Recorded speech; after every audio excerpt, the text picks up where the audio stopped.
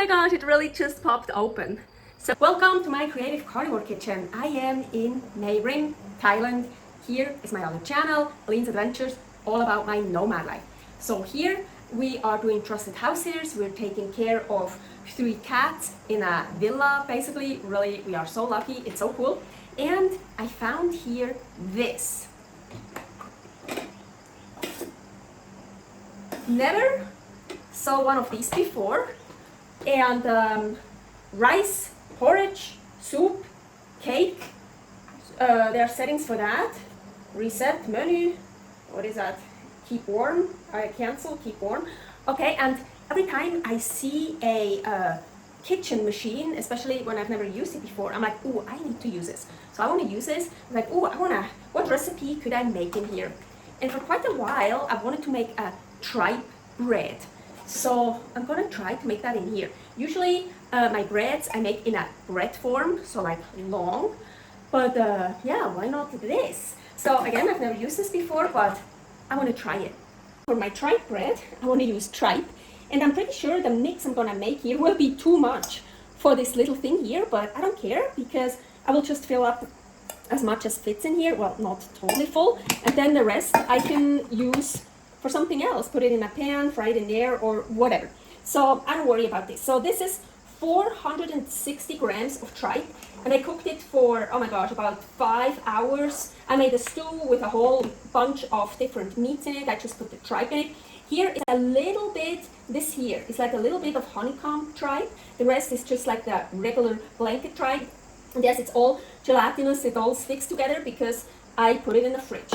So I just want to cut it in small pieces and put it in the blender. And at the end, I want to blend everything together. Oh, look how funny. I love tripe. Pretty sure I have way too much tripe, so I'm not going to put everything in here yet.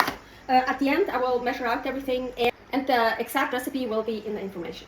So now I thought, what do I have here? It's also because it was in the fridge and it got cooked so much.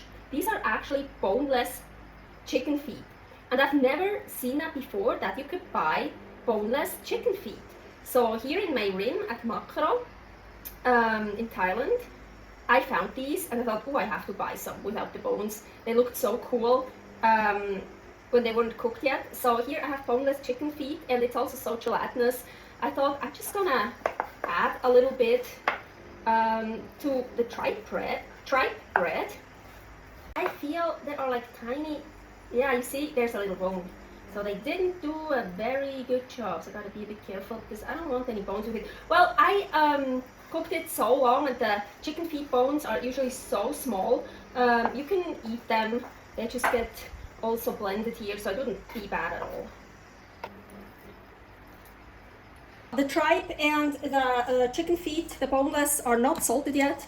I wanna add some salt. I'm using some kosher sea salt, and I wanna add eggs. So I still have 3 duck eggs left over that I really need to use up. So I was thinking I for sure want to use those duck eggs. Of course, you can use whatever eggs you want, regular chicken eggs or whatever. I like to measure out my ingredients, so that's how I put them in here. Look how beautiful those eggs are. Yes, there's still some chicken breast in here. Those are the little parts. So let's add those.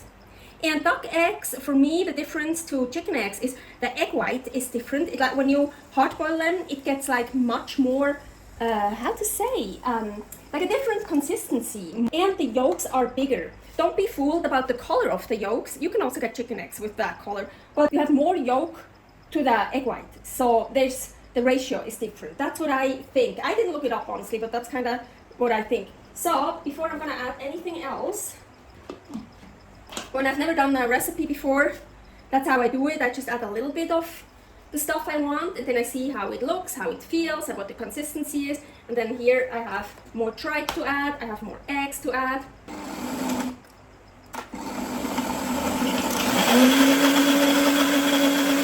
Ooh, and you can make it as thick or as thin as you want. I mean, add more eggs, add more tripe.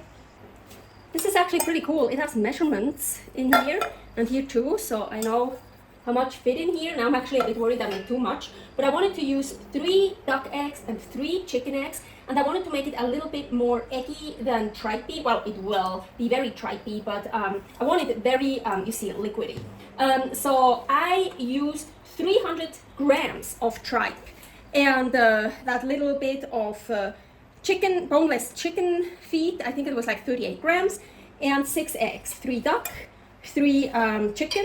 Okay, I just grease it up. The easiest way I think to do that is just take some paper here, paper towel. Well, take fat and grease it up like this. So this is greased up with delicious beef fat. I think Angus beef fat. I think that looks actually good. I hope I didn't fill it up too much because I kind of think it will raise, but I don't know. We will see. So, as mentioned, I've never used that before, so I have no idea. I don't even know if I should have preheated it. There are no instructions anywhere I couldn't find. Let's clean this a bit. So, I'm just gonna put it in here. I plugged it in. Okay, so rice, porridge. I want to do cake. Cake is like a bread. It says 55. I would say that's probably minutes. I think it already started because, I mean, there's no on button. Here is preset. Oh, I think that's when you wanna do it at a certain time or whatever. And here's cancel, keep warm. So yeah, I think that's it. So cake, 55 minutes. I'm sure most of you guys don't have these little things. So yeah, you can do the same recipe and just put it in the oven. I would preheat the oven to 350 Fahrenheit. I think that's about 180 Celsius.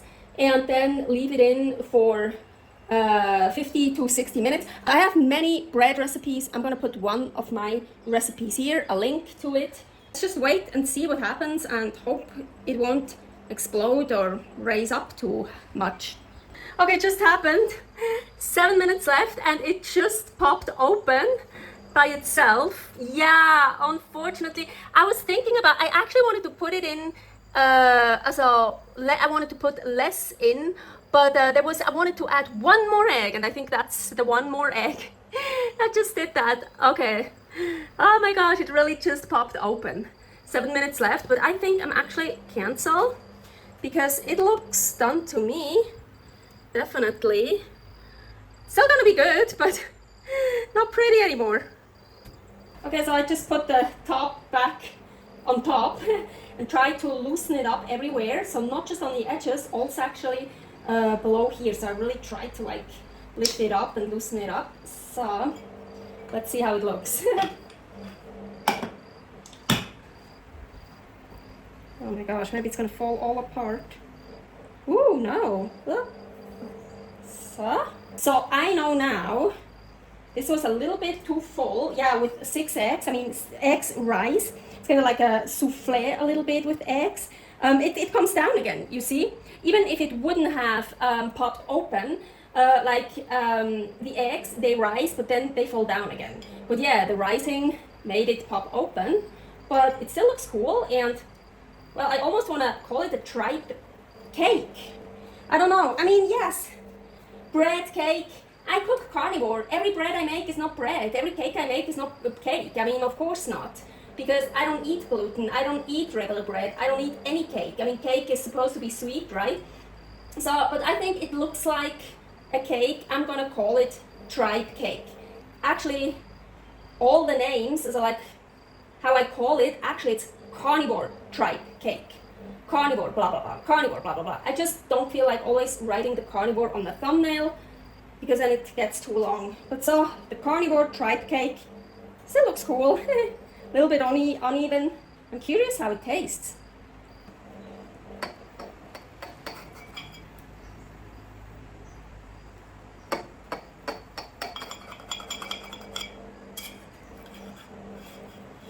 Ooh, wow!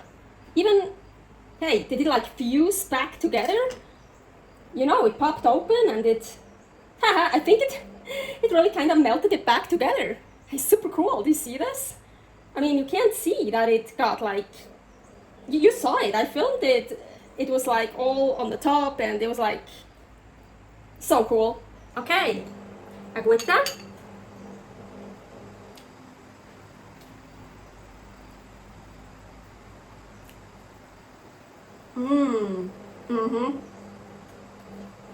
I really like it. Of course, I can taste the tripe, but it's not too tripey because I used 6 eggs. So it's really nice. It's mild. It's tripey but mild, and also really good to put some stuff on top of it. Some meat slices or whatever. Oh, really good. I am so happy how it came out, even though it popped open, but it like sealed it again, it like melted again. Super cool. More recipes here, Creative Carnivore Kitchen, and if you're interested in my nomad life, here, Aline's Adventures. Servus!